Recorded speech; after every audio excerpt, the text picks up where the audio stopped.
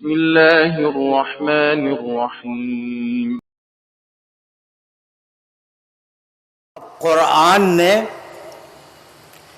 اللہ کے راستے کی بنیادیں بتلا دیں۔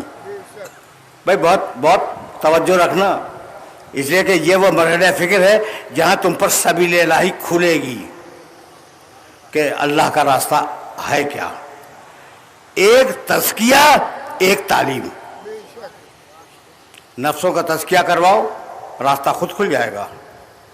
کتاب و حکمت کی تعلیم لے لو، تمہارے اوپر اللہ کا راستہ خود بخود کھل جائے گا۔ بھائی اسی بات کو ایک مشہور آیت میں کہا گیا، اور اب زیادہ زحمت سماعت نہیں دینا چاہ رہا ہوں میں، اور یہاں روک رہا ہوں اپنے سارے سننے والوں کو۔ عجیب مرحلہ فکر ہے۔ انا للہ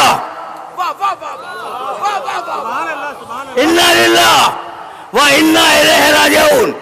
انا للہ، ہم دنیا میں ہیں تو اللہ کے لیے، اور واپس جائیں گے تو اللہ کی بارگاہ میں۔ یہی تو پالیسی ہے، اور اللہ کا راستہ اسی پہ اسٹیبلش ہوتا ہے کہ رہو دنیا میں تو اللہ کے لیے، اور واپس جاؤ تو اسی کی بارگاہ میں جاؤ۔ انا للہ، ہم اللہ کے لیے ہیں۔ انا للہ، یہ جو لام ہے نا للہ کا، یہ لام اگر تمہاری سمجھ میں آ گیا تو میرے سارے مسائل حل ہو جائیں گے، اور بہت تیزی کے ساتھ میں آگے بڑھ جاؤں گا۔ اس لام کو عربی میں کہتے ہیں لام تملیک، ملکیت کا لام۔ انا للہ، ہم اللہ کی ملکیت ہیں۔ اور للہ کا لام سمجھ میں آ گیا؟ انا للہ، ہم اللہ کی ملکیت ہیں۔ چلو بھائی سورہ حمد، بسم اللہ الرحمن الرحیم۔ الحمد للہ رب العالمین، ساری تعریف اس کے لیے سزاوار ہے۔ قابل تعریف وہ ہے جو عالمین کو پالے، قابل تعریف وہ ہے جو پالے۔ جو بھیک منگا ہو اس کی تعریف نہ کرنا۔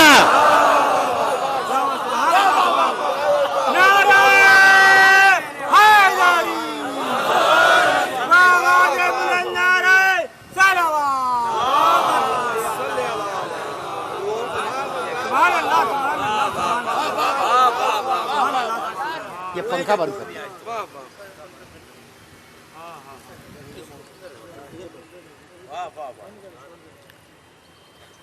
لام سمجھ میں آ گیا؟ الحمد للہ رب العالمین، ساری تعریف کی ملکیت، حمد کی ملکیت اللہ کے لیے ہے۔ دو آیتیں ہو گئیں۔ کہنے لگا للہ علی الناس حج البیت، خانہ کعبہ کا حج اللہ کے لیے ہے، اس کی ملکیت ہے، اس کے علاوہ کسی کے لیے نہیں ہوگا۔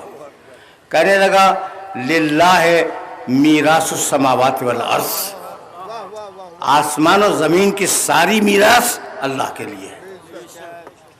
دیکھ رہے ہو؟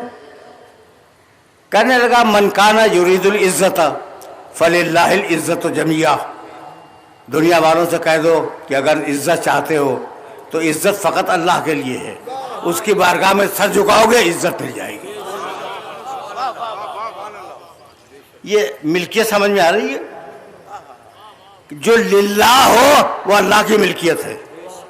یہ سمجھانا چاہ رہا ہوں نا میں، اور بہت آسانی کے ساتھ سمجھانا چاہ رہا ہوں کہ جو چیز بھی للہ ہو، وَاعْلَمُوا أَنَّمَا غَنِمْتُم مِّن شَيْءٍ فَأَنَّ لِلَّهِ خُمُسَهُ وَلِلرَّسُولِ وَلِذِي الْقُرْبَىٰ، جو بھی تمہیں مال غنیمت سے ملے اس کا 5واں حصہ اللہ، رسول اور ذو القربیٰ کے لیے ہے، ملکیت ہے۔ تو اب جہاں لام لگ جائے وہ لام دلیل ہے للہ، وہ دلیل ہے اس بات کی کہ وہ ملکیت اللہ کی ہے۔ اب میں آیت پڑھوں، قل ان صلاتی و نسکی و محیای و مماتی للہ رب العالمین۔ رسول کہہ دے میری نمازیں اللہ کے لیے، میری قربانیاں اللہ کے لیے، میری ساری عبادتیں اللہ کے لیے، میرا جینا اللہ کے لیے، میرا مرنا اللہ کے لیے۔ لا شریک لہو، اس کا کوئی شریک نہیں ہے۔ وَبِذَلِكَ أُمِرْتُ، مجھے حکم دے دیا گیا ہے کہ میں یہ کہہ دوں وَأَنَا أَوَّلُ الْمُسْلِمِينَ، اور پہلا مسلمان میں ہوں۔ اگر پڑھے لکھے لوگ تشریف فرما نہ ہوتے تو میں ان مسائل کو نہ چھیڑتا جن مسائل کو چھیڑنے پر آج میں آمادہ ہوں۔ ظاہر کے سلسلے گفتگو طویل نہیں ہوگا اور ہر روز یہ مشکل مسائل ڈسکس بھی نہیں ہوں گے، لیکن ایک جملہ تو میں کہوں گا، قل ان صلاتی و نسکی و محیایا و مماتی للہ رب العالمین، رسول کہہ دو کہ میری نمازیں اللہ کے لیے، میری عبادتیں اللہ کے لیے، میری قربانیاں اللہ کے لیے، میری پوری زندگی اللہ کے لیے، حد یہ ہے کہ میری موت مروں گا بھی تو اللہ کے لیے، ٹھیک ہے نا؟ لا شریک لہو، اس اللہ کا کوئی شریک نہیں ہے، وبذالک امرت، مجھے حکم دیا گیا ہے کہ میں کہوں وَأَنَا أَوَّلُ الْمُسْلِمِينَ، اور پہلا مسلمان میں ہوں۔ کون ہے پہلا مسلمان؟ رسول اللہ۔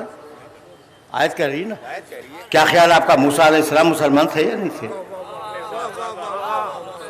اپنے زمانے کے سب سے بڑے مسلمان تو موسیٰ ہی تھے نا، اور عیسیٰ علیہ السلام اپنے زمانے کے سب سے بڑے مسلمان۔